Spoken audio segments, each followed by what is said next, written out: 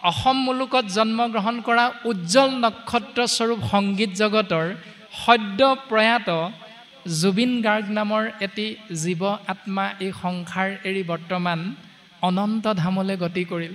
তেওঁৰ মৃত্যু হৈছিল এই মাহৰ ইংৰাজীৰ 18 তাৰিখে আৰু খবৰটো আহিছিল 19 তাৰিখৰ দিনা, বা মৃত্যু 19 তাৰিখৰ দিনাই হওক বা 18 তাৰিখৰ দিনাই হওক, আমি অসম মুলুকৰ বাপাইসকলে গম পাইছিলোঁ যে 19 তাৰিখে তেৰাৰ বিয়লি 2 বাজি কিমান মিনিটত মহাপ্ৰয়াণ হৈছে। আৰু সেইদিনাৰ পৰা আৰম্ভ কৰি অসম মুলুকত সোণাপুৰত তেৰাৰ অন্ত্যেষ্টিক্ৰিয়া সম্পন্ন হোৱালৈকে 23 তাৰিখ সৰ্বমুঠ 4 দিন সময় লাগিছে। আৰু আমি প্ৰত্যেকেই পালন কৰোঁ কিন্তু মৃত্যুৰ পৰা 3 দিনত তিলনী কৰ্ম, অথচ সেই উজ্জ্বল নক্ষত্ৰৰ তিলনী কৰ্ম কিন্তু 3 দিনত নহ'ল। কাৰণ আমি বুজি পাম যে তিলনীও বা এনেধৰণৰ কৰ্মবিলাকো যে আমাৰ ধৰা বন্ধা কিবা এটা নিয়ম আছে 3 দিনত কৰিবই লাগিব, এনেকুৱা কোনো ভাগৱত শাস্ত্ৰই আমাক ক'তো এবাৰো কোৱা নাই। এইবিলাক ধৰণৰ বা এনেকুৱা ধৰণৰ নীতি নিয়মক আমি যদি খামোচ মাৰি ধৰি আমাৰটো হ'বই লাগিব, তেওঁলোকৰটোহে ভুল, এইবিলাকক কাপজুচ কৰি আমি সমাজ বিশৃংখলিত কৰি লাভ নাই। জীৱাত্মা অনন্ত ধামলৈ গতি কৰিছে, তেওঁৰ সদগতিৰ অৰ্থে আপুনি আমি তেওঁৰ ভালপোৱাৰ খাতিৰত আমি পৰম পুৰুষ প্ৰভু ভগৱন্তৰ চৰণত তেওঁৰ হৈ ভগৱন্তৰ নিৰ্গুণ নামেৰে মাত্ৰ সেৱা নিবেদন কৰিব লাগে। তাৰ বাবে সুবিধা সমাজে নিজে নিজে নিৰ্বাচন কৰিব, কিমান দিনত সুবিধাটো হ'ব, কেনেকৈ হ'ব, এইটো প্ৰত্যেকৰে নিজৰ নিজৰ বিষয়বস্তু। কিন্তু মূল অৰ্থ হ'ল নাম, কৃষ্ণস্তু ভগৱন্তৰ নামক আশ্ৰয় কৰিব লাগিব। ইয়াৰ মাধ্যমেৰেহে জীৱাত্মা পৰম আত্মাৰ লগত একাত্মক হ'ব পৰা মাৰ্গটো মাত্ৰ শাস্ত্ৰই আমাক দৰ্শন কৰাইছে। গতিকে আমি সবাৰ ওচৰত ক্ষমা ভাগি নিবেদন কৰা হৈছে, ৰাম তোমাৰ চৰণে মৰণ সময়ে পুচুহু প্ৰভু সাম্প্ৰত, মৃয়মাননৰে সদায়ে কি কৰ্ম কৰিবে ইটো লোকত। এই সংসাৰত ম্ৰিয়মান মনুষ্যই কি কৰাটো প্ৰয়োজন পৰম গতি সাধনৰ বাবে, এনেধৰণে প্ৰশ্ন নিবেদন কৰিছে। আৰু সেই প্ৰশ্নৰ উত্তৰ প্ৰথম স্কন্ধতেই গুৰুজনাই উপদেশৰ জৰিয়তে ছবিচন্দ্ৰভাগীত প্ৰকাশ কৰি থৈ গৈছে। ৰাম ৰাম সমস্তে শাস্ত্ৰৰ মত, বেদ বেদান্তৰো তত্ত্ব, কৃষ্ণে হে পৰম ইষ্ট দেৱ, পূজৈ যাক ব্ৰহ্মাহৰে কোননো পামৰণৰে, তাংক আখি নকৰিবে সেৱ। সেই সুধীবৃন্দ, তোমালোকে শুনাচোন যে সকলো শাস্ত্ৰই এটাই মত প্ৰকাশ কৰিছে যে কৃষ্ণই হ'ল সমস্ত জীৱৰ গুৰি, তেওঁৱে হ'ল আমাৰ সমস্ত জনাৰে পৰম ভজনীয় তত্ত্ব, যাক সৃষ্টিকৰ ব্ৰহ্মাদেৱ সংহাৰকৰ্তা শিৱই নিৰন্তৰে সেৱা কৰি থাকে। আৰু সেইজনক যদি আমি সেৱা নকৰোঁ, চিন্তা নকৰোঁ এক মুহূৰ্তৰ বাবে, তেতিয়াহ'লে আমাতকৈ দুৰ্ভগীয়া দ্বিতীয় এজন নাই। বৰ্তমান আমাৰ 40 বছৰ হওঁ হওঁ, কিন্তু 40 বছৰ পৰ্যন্ত জন্মৰ পৰা জ্ঞান হ'বৰ দিন ধৰি টেলিভিশ্যনৰ পৰ্দাত, মোবাইলৰ পৰ্দাত আজিলৈকে এষাৰি বাক্য নুশুনিলোঁ। বাক্যশাৰী কি? অসম মুলুকত সাম্প্ৰতিক সময়ত যিমান পূজা হৈ থাকে, গণেশ পূজাকে ধৰি, দুৰ্গা পূজাকে ধৰি, শিৱৰাত্ৰিকে ধৰি যিমান কমিটিয়ে উদযাপন কৰে নিয়মবিলাক, কোনো এখন কমিটিয়ে ছ'চিয়েল মিডিয়াত এবাৰো নক'লে যে আমাৰ পূজাভাগীৰ বাবে অসম মুলুকৰ সমূহ বাপাইক বা ভক্তক আমি আমন্ত্ৰণ জনাইছোঁ আমাৰ পূজাস্থলীলৈ। কোনোবা এদিনা কোৱা শুনিছেনে? ক'ৰবাত কোৱা শুনিছেনে আপোনালোকে? আমি কিন্তু নাই শুনা।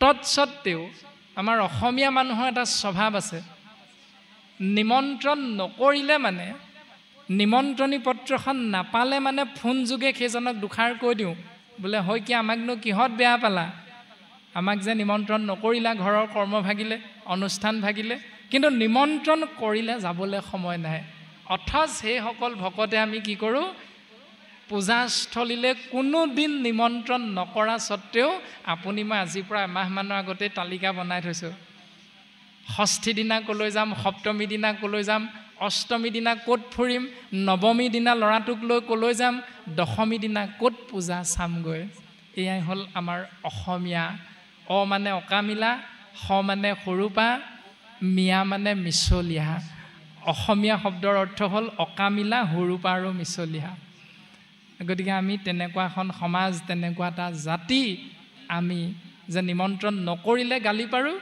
কৰিলে আপোনাৰ মোৰ সময় নাই আৰু য'ত নিমন্ত্ৰণ নকৰে তাত গৈ আমি হেঁচা ঠেলা কৰি থাকোঁ সেয়া আমাৰ স্বভাৱ আৰু শাস্ত্ৰই কৈছে যে পৰম পুৰুষ ইষ্টদেৱ হ'ল কৃষ্ণ তত্ত্ব সেইজনাৰ যদি চৰণ চিন্তা নকৰোঁ তেতিয়াহ'লে আমাতকৈ দুৰ্ভগীয়া দ্বিতীয় এজন নাই আৰু তেওঁক সেৱা কৰিবৰ বাবে যিবিলাক নিয়ম আমি পালন কৰিব লাগে তাকেই কোৱা হৈছে ভাগৱত মহাধৰ্ম আৰু যেতিয়া এই প্ৰশ্ন শুনা পালে ৰজা পৰীক্ষিতৰ পৰা মহামানী শুকগুৰুৱে তেতিয়া গুৰুজনাৰ স্বভাৱটো প্ৰকাশ কৰিছে বৰ্তমান শিষ্য পৰীক্ষিতৰ স্বভাৱ প্ৰকাশ কৰিলে ইয়াৰ পাছত পদে আমাক গুৰুৰ স্বভাৱটো প্ৰকাশ কৰিছে ৰাম কৃষ্ণ পদ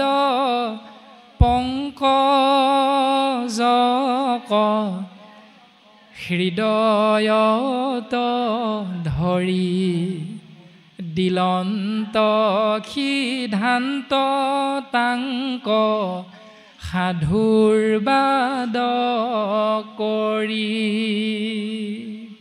পোনে পোনে কৈ দিয়া নাই যে হে ৰাজন তুমিনো এই সাধাৰণ প্ৰশ্নটোকে নাজানানে এই বুলি ইটিকিং কৰা নাই ককৰ্থনা কৰা নাই বিপৰীতে ভগৱন্ত পুৰুষৰ পদুম ফুলৰ নিচিনা চৰণ যুগলক হৃদয়ত চিন্তা কৰি ধাৰণ কৰি শিষ্যৰূপী ৰজা পৰীক্ষিতৰ প্ৰতি সেৱা নিবেদন কৰিছে হে ৰাজন তুমি এজন পৰম সাধু ধন্য নৰপতি মতি উত্তম তোমাৰ চিন্তা অতি উত্তম তুমি মনুষ্যৰ ভিতৰত যে ৰজা এই সমস্ত ৰজাৰ ভিতৰত তুমি উত্তম ৰজা হিচাপে এই জগতত প্ৰকাশমান হ'বা হে ৰাজন পচিলাহা যিটো কথা সংসাৰতে সাৰ তুমি মোক যিটো কথা প্ৰশ্ন হিচাপে অৱগত কৰিছা এই প্ৰশ্নটো যি জীৱই আশ্ৰয় কৰিব সেই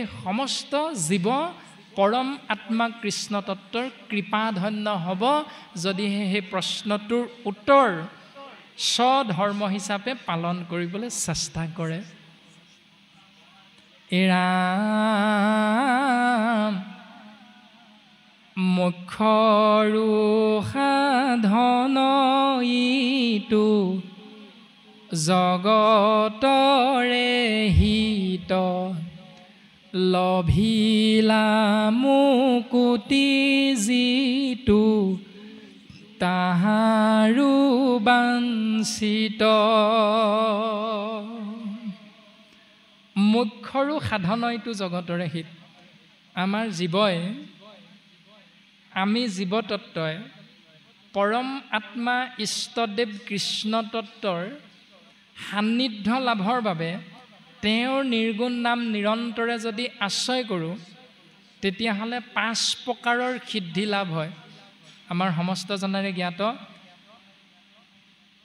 শালুক্য সাজুৰ্য সাৰূপ্য সামীপ্য আৰু মোক্ষ বা নিৰ্বাণ এই 5 প্ৰকাৰ সিদ্ধি যাক মুকুতি বুলি কোৱা হৈছে আৰু 5 প্ৰকাৰ মুকুতিৰ শ্ৰেষ্ঠতম মুকুতি হ'ল নিৰ্বাণ জীৱ আত্মা পৰমাত্মাত বিলীন হৈ যায় এই নিৰ্বাণ মুক্তিৰ কথা ধৰ্মগুৰু বুদ্ধদেৱে প্ৰকাশ কৰি থৈ গৈছে আৰু আমাৰ কৃপালু গুৰুজন বস্তুৱে সেই নিৰ্বাণ মুক্তিক মুখ্য ৰূপত প্ৰকাশ কৰি থৈ গৈছে মুখ্য জীৱ আত্মা পৰমাত্মাত একাত্ম হোৱা আৰু বাকী 4 প্ৰকাৰ হ'ল শালুক্য সাজুৰ্য সাৰূপ্য আৰু সামীপ্য বৰ্তমান গুৰুজনাই প্ৰকাশ কৰিছে লভিলা মুকুতি যিটো ঈশ্বৰক সেৱা কৰি ভক্তই যিটো মুকুতি লাভ কৰে তাহাৰো বাঞ্ছিত, তেওঁ ঈশ্বৰৰ নামটো বাঞ্ছা কৰে।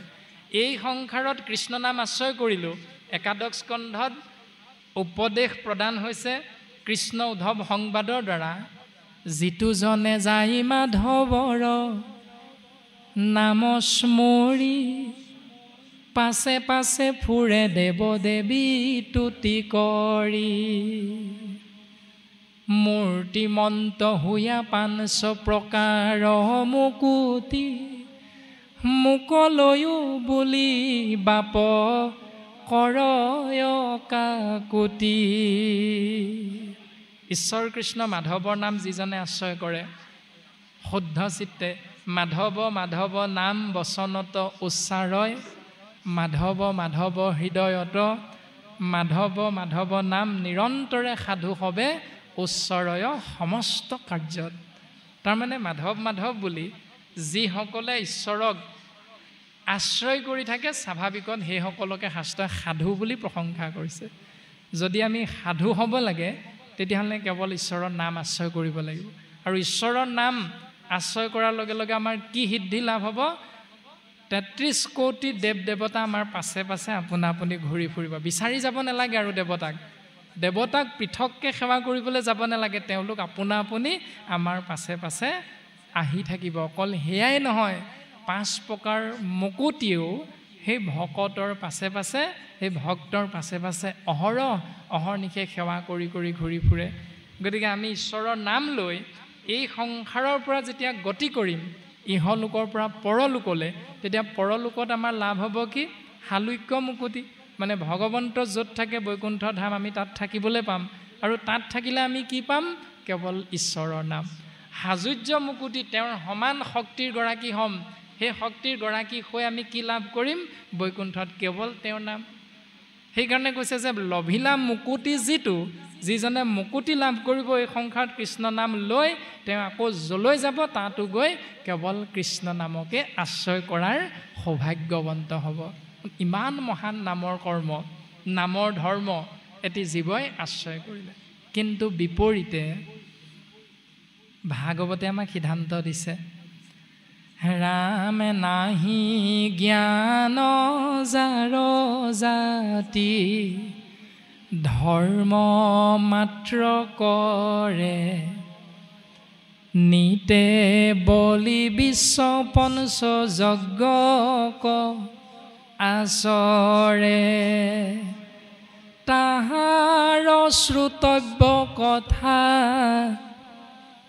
আছে অসংখ্যাত, হৰি বিমুখৰ হৈ ব্যৰ্থে আয়ুপাত। নাহি জ্ঞান যাৰ, যিজনৰ জ্ঞান নাই, মানে যাক অজ্ঞানী বুলি কোৱা হয়।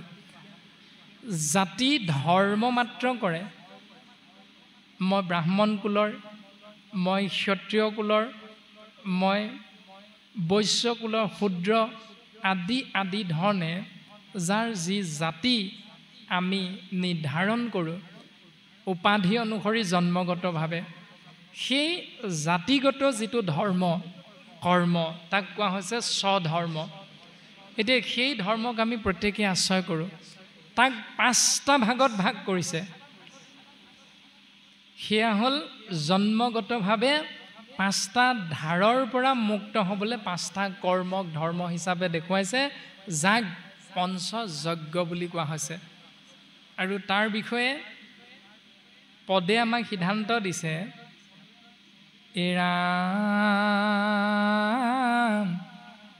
দেৱ ঋষি ভূত পিতৃ কুটুম্ব জনৰ, উপজিলে তা সম্বাৰ, ঋণী হুৱে নৰ। জন্মগতভাৱে এটি জীৱ ৫টা ধাৰ লাগে। তেওঁ ব্ৰাহ্মণ কুলতে জন্ম হওক, ক্ষত্ৰিয় কুলতে জন্ম হওক, বৈশ্য বা শূদ্ৰ য'তে জন্ম নহওক, তেওঁৰ উপাধি যিয়ে নহওক, প্ৰত্যেক হৰিধাৰী জীৱ আত্মাই 5টা ধাৰত আমি পোত খাই আছোঁ। এই 5টা ধাৰ হ'ল দেৱতাৰ ধাৰ, ঋষিৰ ধাৰ, ভূতৰ ধাৰ, পিতৃ মাতৃৰ ধাৰ, পুষ্য ধাৰ, অৰ্থাৎ ইষ্ট মিত্ৰ কুটুম্ব বংশ পৰিয়াল ককাই ভাই এইসকলৰ ধাৰ। এতিয়া এই 5টা ধাৰৰ পৰা মুক্ত হ'বলৈ আমি প্ৰত্যেকেই 5টা কৰ্ম কৰোঁ কম বেছি পৰিমাণে। সেই 5টা কৰ্মকে কোৱা হৈছে পঞ্চযজ্ঞ। এতিয়া দেৱতা ধাৰৰ পৰা বা এই 5টা কৰ্মৰ পৰা মুক্ত হ'বলৈ আমি যিটো কৰ্ম কৰোঁ সেই পঞ্চযজ্ঞৰ দৰ্শনটো কেনেধৰণে আশ্ৰয় কৰোঁ? ৰাম হোমে দেৱৰী নখোজে তৰ্পণেৰি ক্ষীৰ বলিদানে ভূত শ্ৰাদ্ধ আদিয়ে পিতৃৰ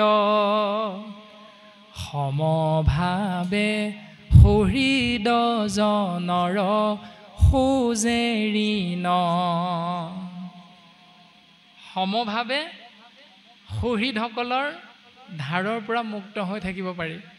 কিন্তু গুৰুজনাই কৈছে এহি ভাৱেৰি নিসদা ভকতি বিহীন।